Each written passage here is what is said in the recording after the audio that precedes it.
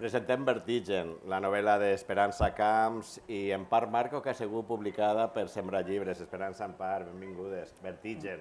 Vertigen. Molt de Vertigen. Una miqueta. Què conta?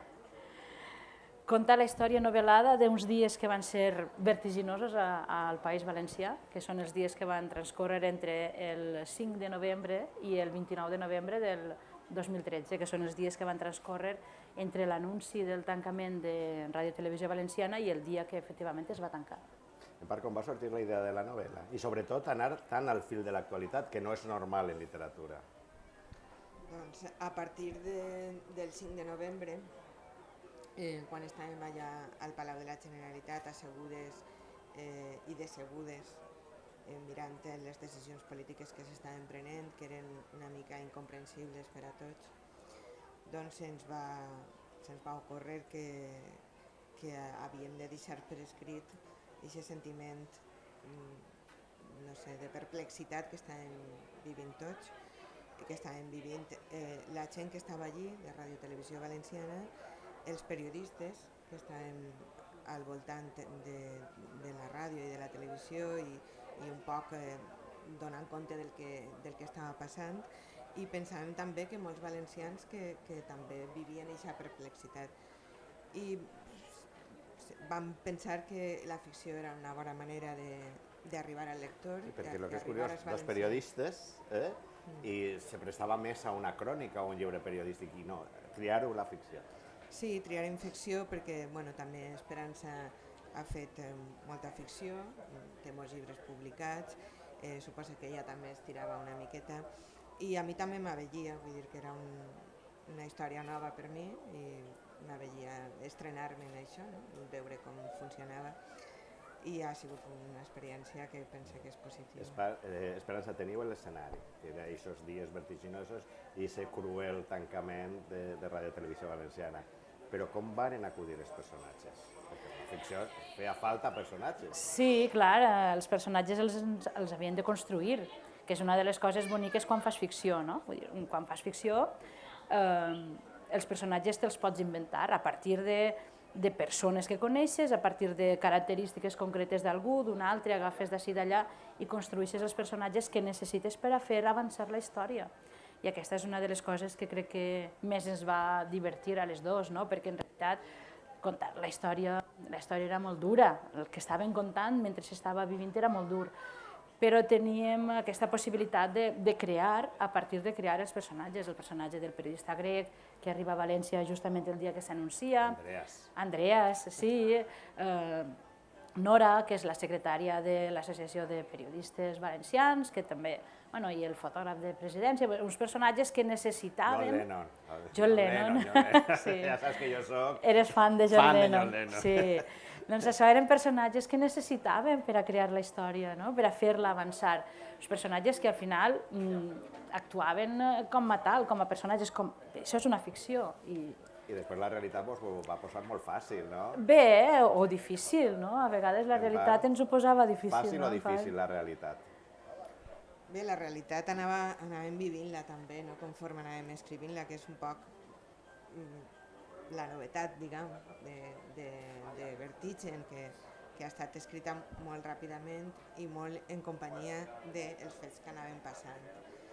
I de vegades la realitat superava la ficció, que t'imaginaves una cosa i passava augmentada. Això és una cosa que ens ha sorprès i que ens ha dut també a escriure el llibre de forma vertiginosa. I d'aixòs personatges i d'aquest teló de fons, la novel·la és una novel·la negra, tot ja que dir-ho. Per què heu triat aquest gènere? Perquè nosaltres quan vam imaginar de fer la novel·la pensàvem en un escriptor grec que es diu Petros Markaris, que a les dues ens agrada com a escriptor, que fa novel·la social, novel·la negra.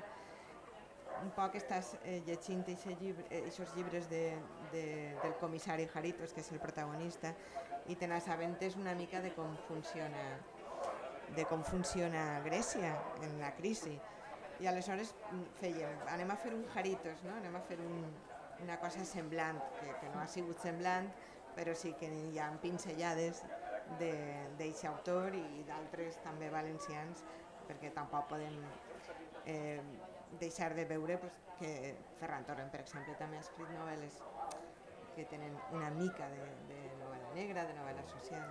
Tenim el tancament de Ràdio Televisió Valenciana, tenim uns personatges que conten la realitat valenciana, però també tenim un gran tema a la novel·la, que és l'extrema dreta. Què podies dir? Com va sorgir? Bé, això va vindre quasi donat pel personatge d'Andreas que comentàvem abans. Ell venia de viure el tancament de la ràdio-televisió grega, justament quan a Terra València feia poc, o s'estava tancant la ràdio-televisió grega, ell ho havia viscut en primera persona, i en Grècia, malauradament, tenim un poquet aquestes concomitàncies. Allí han tancat una televisió i allí també funciona un grup d'extrema dreta que té inclús presència en el Parlament, que és Alba Daurada, i així no té presència en el Parlament, però fa coses molt semblants, com ara això de repartir menjar només per als d'ací, i ens va vindre un poquet donant. La història, a més, és un tema que ens preocupa com a ciutadanes, a les dues, és un tema que n'havíem parlat moltes vegades, i és aquesta cosa que està així com latent, esta no violència, però aquesta manera de violentar-nos de tant en tant, ara faig una pintadeta perquè no vull no sé què, ara interrompen una presentació d'un llibre, saps? Aquestes coses latents que sembla que no tenen importància però que estan ahí, i que a molta gent és violenta, i per tant ens semblava que era una manera d'ajuntar bé les dues coses, vull dir, ja que escrivíem una novel·la, almenys posar les coses que ens preocupaven, poder-les expressar d'alguna manera, i els dos temes ens va fer l'efecte que lligaven. Ha sigut el més difícil. Una novel·la a quatre mans no és l'única novel·la que s'ha escrit a quatre mans, i esperem que no siga l'última, però que ha sigut el més difícil. Escriure a quatre mans? Sí.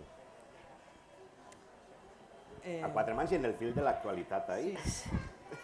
És que no ha sigut tan difícil escriure a quatre mans.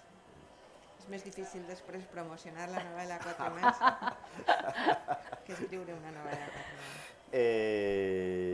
No anem a contar la trama, però ja sabeu la meva veneració per un personatge que està en l'últim capítol. John Lennon tornarà a viure aventures? No ho sabem. El deixem en un llit. John Lennon està ahí, i com te diu en part, escriure a quatre mans no ha sigut difícil, ha sigut deliciós. Per a mi ha sigut un ensenyament, no ho havia fet mai, això, i per a mi ha sigut molt bonic. M'ho he passat molt bé fent-ho enmig de la desgràcia, de tot això que mos han tancat Canal 9, almenys mentre estàvem escrivint estàvem fent una cosa que ens donava gust, i ahí està John Lennon en el llit. Esperança Camps, en part Marco, moltes gràcies per esta novel·la, per fer-nos gaudir de Vertigen i donar-vos les gràcies també per la vostra lluita per una televisió pública. Gràcies a vosaltres.